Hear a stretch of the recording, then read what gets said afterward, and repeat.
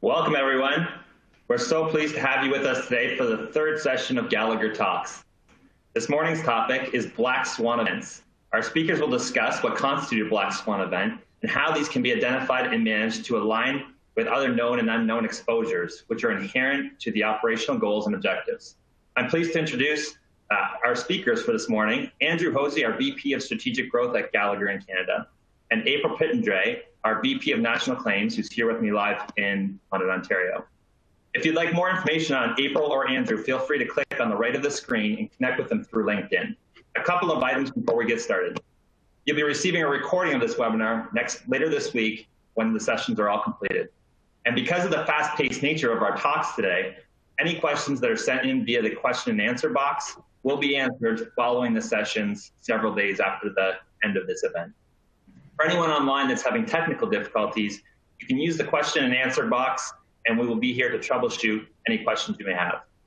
We hope you enjoyed today's topic, and remember that if you're on LinkedIn or Twitter, please use that to share your experiences by using hashtag Gallagher Talks. I want to mention we have 8 more sessions after this one throughout the day covering areas and topics such as construction, fintech, captives, and more. So follow the link that will pop up on the screen at the end of this session to move on to the next session. Without further ado, I'd like to pass it off to Andrew and April, who's here live with me. Thanks, Ty. I'm excited to be moderating today's Black Swan events discussion from my favorite Scottish risk manager, Andrew Hosie. Andrew's our VP of National Strategic Growth, and he's also an instructor at the University of Toronto for risk management and risk assessment. Andrew's bringing 20 years of insurance and risk management experience to us today since his days at the Glasgow Caledonian University studying risk management. In my role leading the national claims team at Gallagher, I've worked with Andrew on client files and presentations. We like to take a proactive approach to risk management and to claims. So I know that you're all going to take a lot away from Andrew's presentation today. Thanks for that gracious introduction, April, and thanks to everyone for joining in and having me for the next 20-25 minutes. For the audience's benefit, April is our national claims leader, has been with us for 25 years, so obviously started straight out of elementary school. And while April also instructs on a claims and insurance component, her real passion is client advocacy and ensuring that there's a positive resolution for all of our clients. I instruct all of my learners at the University of Toronto to always bring somebody smarter than them to the room, so I'm very glad to have you with me, April, guiding me through today. Thanks, Andrew. Can you provide a high-level overview and summarize for us the intent of our presentation today? Yeah, I'm not going to go over the agenda as is, but 3 main keys I'd like to get over today is to provide an understanding of the origin of the term Black Swan, and sort of how it's been adopted within the risk management and insurance community, and some of the fears around that term, and understand that while the Black Swan event is common, particularly given today's current global events, it's mainly common due to misperception, and that it's simply a term specific to many organizations and not necessarily one that affects all organizations in the same manner. And that once you've identified what a Black Swan may or may not be to you, don't overmanage it to the detriment of all other inherent risks that you may accept within your day-to-day operations, irrespective of the industry that you're in.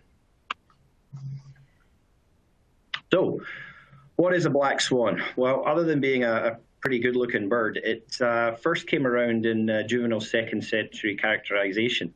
And I'm apologizing sort of in advance, my Latin is not as good as it used to be. But it is effectively a rare bird in the lands and very much like a black swan, which was thought not to exist when it was first identified back in the 2nd century. And it was ostensibly created to say something is incredibly rare. You've never seen this. The second recording of such was in 1697 in Western Australia. So when there's 400, almost 500 years between the first sighting and the second recording sighting, it again exacerbates that sort of rare component. That's interesting, Andrew. Thanks for the definition. What does that mean for us? Well, it was popularized in 2007 when Nassim Taleb brought out the book The Black Swan, where he sort of theorized that the Black Swan events, particularly in high high-functioning industries such as financial, chemical, aviation, those types of industries, are disproportionate, high-profile, hard to predict, real rare events where they are unknown, abstract, or uncertain. And sort of concurrent to this, they contain a psychological bias so that, it drives people to be afraid of them before even understanding them. And they've been sort of adopted because of the extreme rarity, and unfortunately, as we're going to learn, because of this extreme impacts that many of them brought around. But most importantly, I think for the purposes of this, it's the term black swan in risk management that's been adopted. And what you need to recognize is this is a coined phrase. This has come about in the past 16 years. We could be using the term pink elephant, we could be using the term white raven, or we could be using the term a Scotsman who spends money. All rare, all doesn't happen. And again, what we've got to recognize is that while rare globally, they might not be rare to you. Okay, I like looking at it this way. What are the most familiar black swan events that have impacted the globe and the insurance and risk management world, Andrew? Well, one of the things that's sort of commonly accepted, both in theory and in practice, is that a black swan, by definition, must have had a historical event that has significantly impacted not just a singular industry or a singular country, but has sort of been across all facets of life, that are disproportionate, irrespective of the intelligent foresight that may come before it. So they'll have a non-computational probability to their sort of happening, and an infinitesimal probability to the impacts that it brings to the organization that it's affecting. So Titanic is sort of the first one that I would suggest would come to everybody's mind, because of the fact that they said it wouldn't happen, and it did. So we've jumped onto that. We then had the financial crisis of 2008.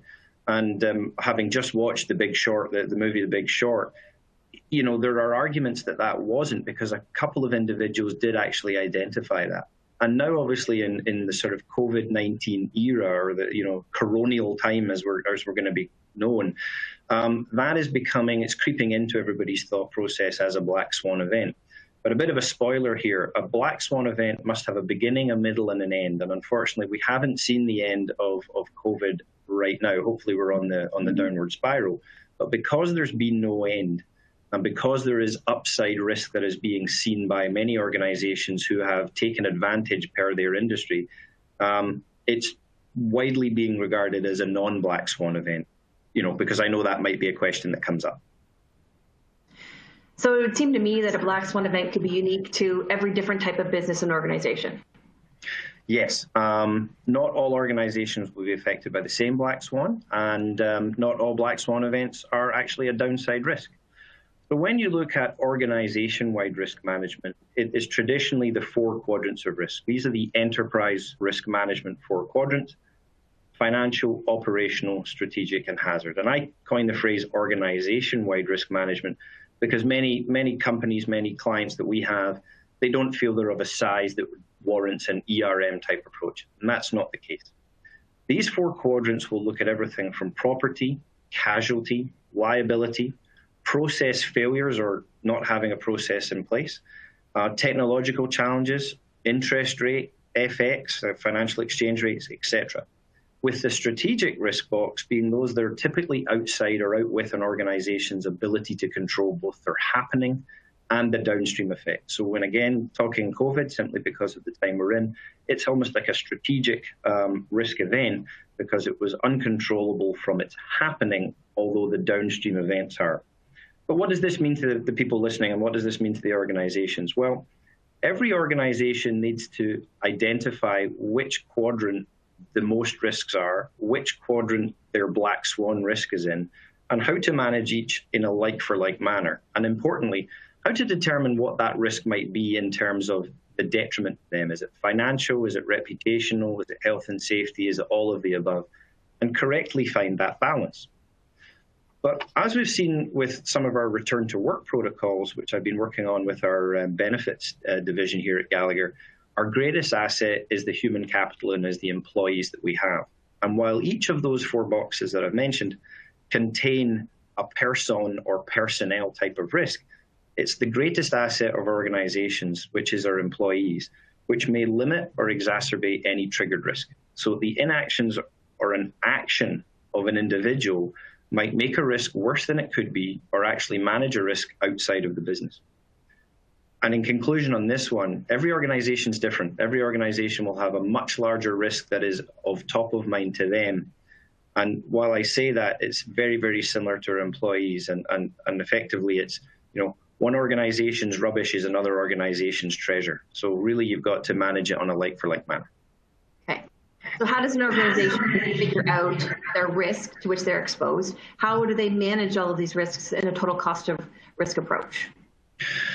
Well, if they could do it off a book on the shelf, I would have written that book and be a millionaire, because again, every organization is different and no one person could really say definitively what every single key risk or black swan type of risk is to any organization at any given time. And an identified risk, as we're going to touch on in a slide or two, does not necessarily cause the loss.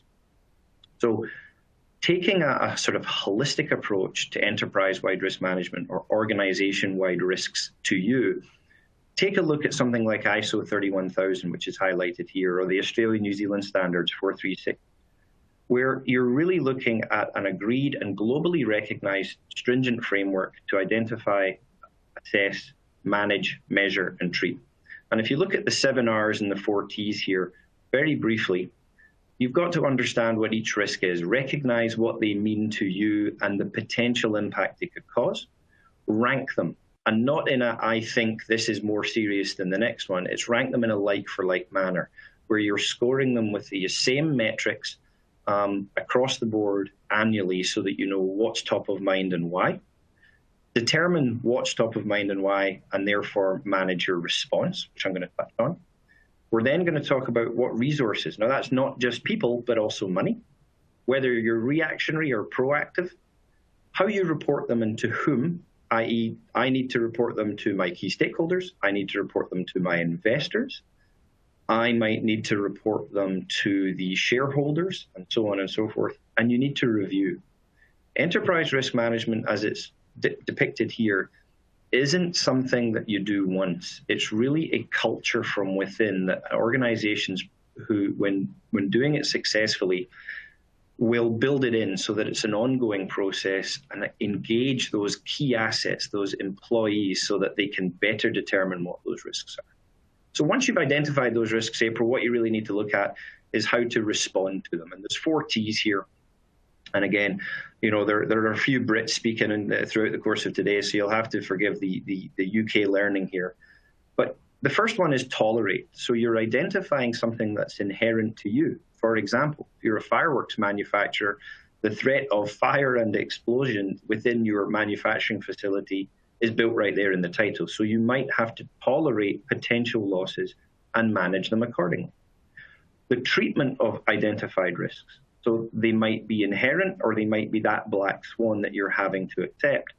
The treatment will have to vary from risk to risk. A sprinkler does not stop a slip and fall accident, and salt on the ground does not stop a fire. They are identified treatment options specific to the liability and casualty risks that might exist.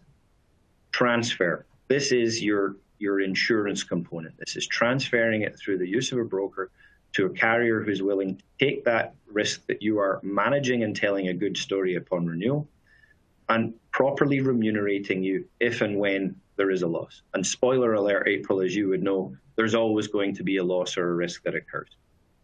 And terminate. And again, from a Scottish guy, it's easy for me to say this anecdote, but if you identify a risk where the treatment options, the transfer options, and the inherent losses that you might incur on a year-to-year basis are greater than the revenues or profits associated with that activity, you might determine to really make a decision to terminate that particular activity, that plant, whatever the case may be, because the risk is not worth the reward.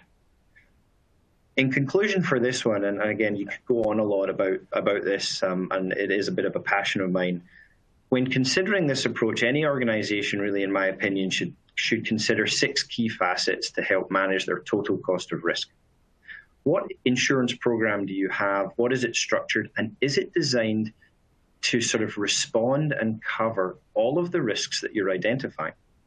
What gaps in your program might you have? And that might be your risk management program. Forget insurance. It might be, are we managing, are we treating, or are we terminating these risks appropriately? What are our costs to place insurance and implement all of these measures? What loss control, risk control, and prevention measures are in place? Are they effective? Are they efficient? And what more do I need to manage that Black Swan event that I've just identified that's new for 2021? How am I transferring the risk outside of insurance? What contractual transfer obligations can I impose, should I be imposing, so that my organization isn't taking them on board? And perhaps key to this particular topic is, do you know what risks you are accepting in your day-to-day business that are uninsured or in fact uninsurable, which then changes the whole dynamic of how you need to be putting those 7 Rs and 4 Ts to bed.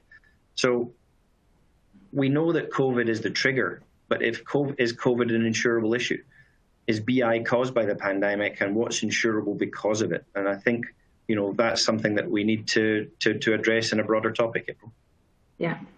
Okay, Andrew, take me back here. With respect to recognition, that's the first step on your list there. Do our clients have to come up with a list of all their possible hazards or exposures? For example, a meteor hitting the Earth. More realistically, maybe a fire at a supplier's premises, which would limit their stock and challenge their own business model. If they were able to, they would have done it by now. And if you were really able to peel back the onions of risk and risk management, April, nobody would get out of bed in the morning. Risk is everywhere. It's in everything that we do. And when we use something as simplistic as a fireworks manufacturer, which I typically use with my learners, if you want to avoid fire or explosion, or the fact that nobody's buying fireworks on the 4th of July because of a pandemic, and you are foresightful enough to see all of these risks, you wouldn't get into the business of manufacturing fireworks. So unfortunately, if you look at all risks, it's going to cause you enough heartache and concern and worry.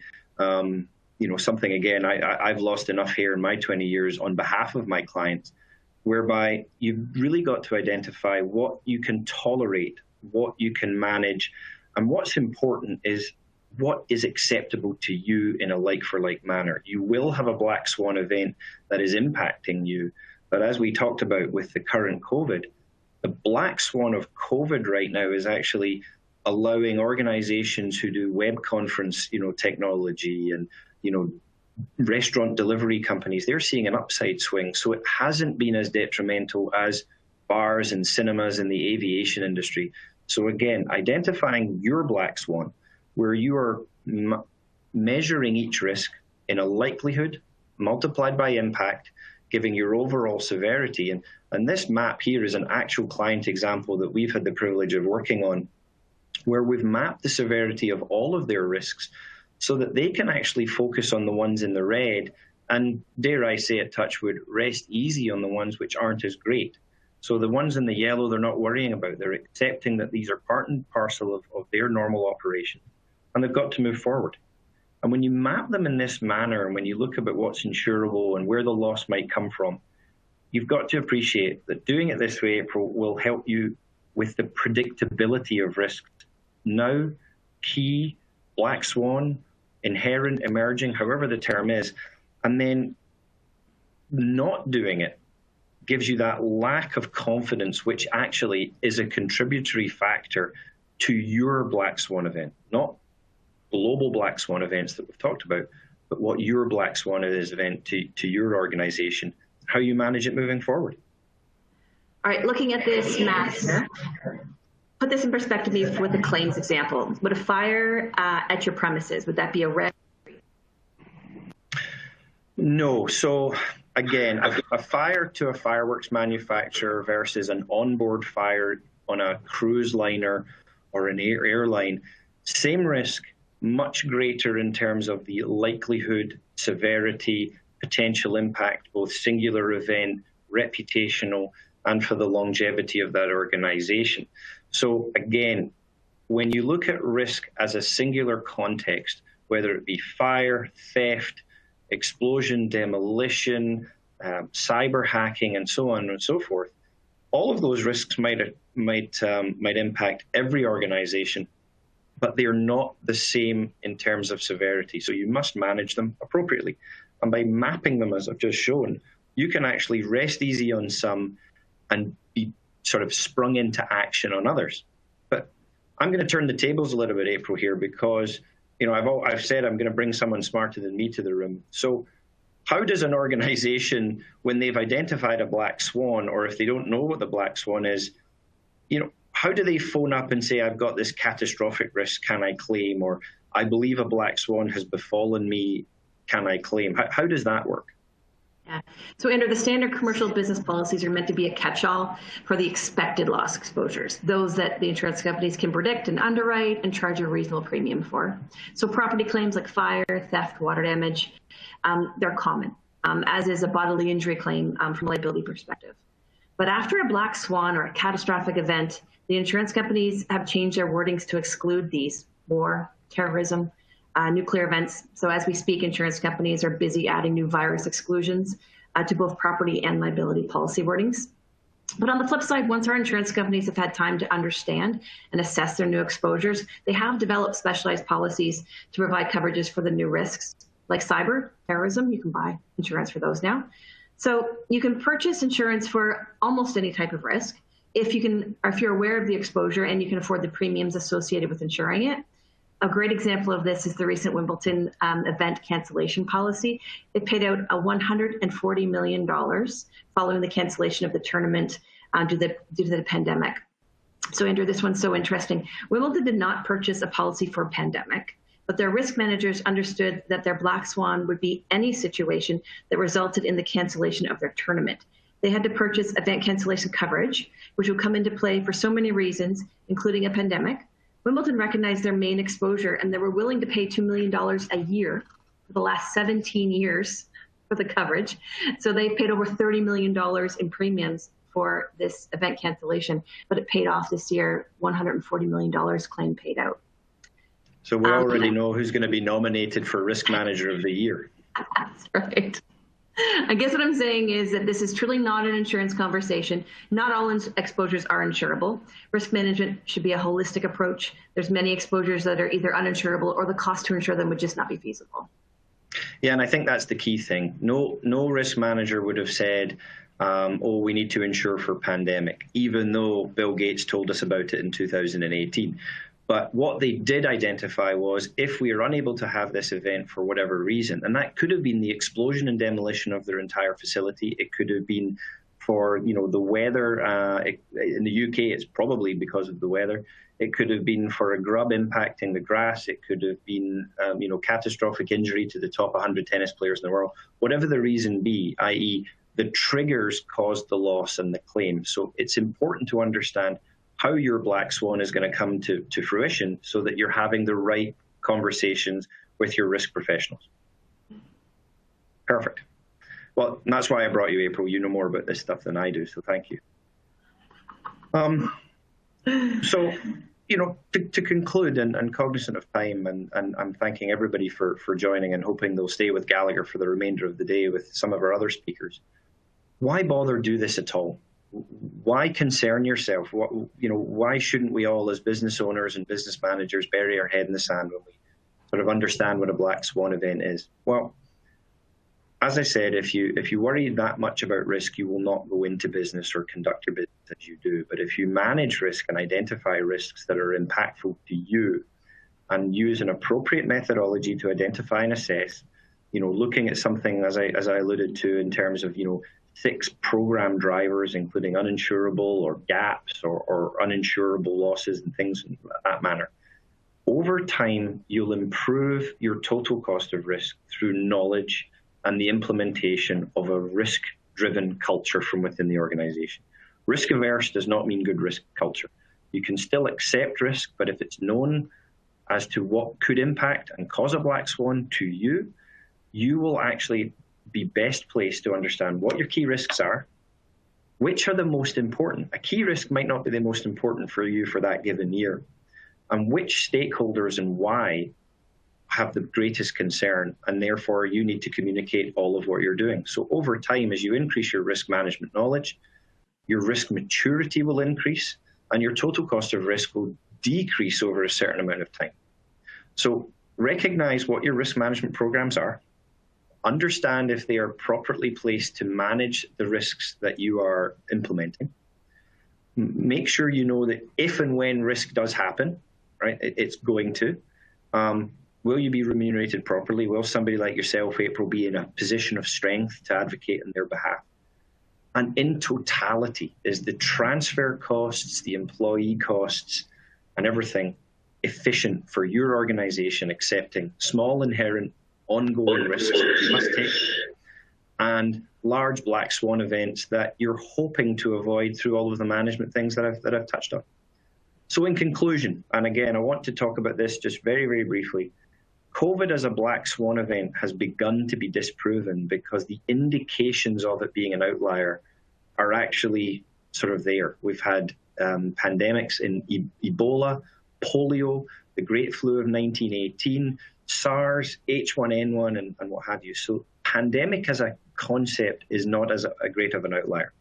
But all organizations, and I'll encourage everybody to take an inward look, will have their own black swan that they need to manage. And how severe and impactful that is to them is both attributable to how carefully they look inwardly and what they do to manage it moving forward on an ongoing basis. So hopefully that's answered some of your questions, April. I appreciate the time, and hopefully I've left more answers than questions to everyone listening. Thank you, Andrew. That was super fun and actually very interesting for an insurance geek like me. So I appreciate you going through that. You're welcome. Thank you.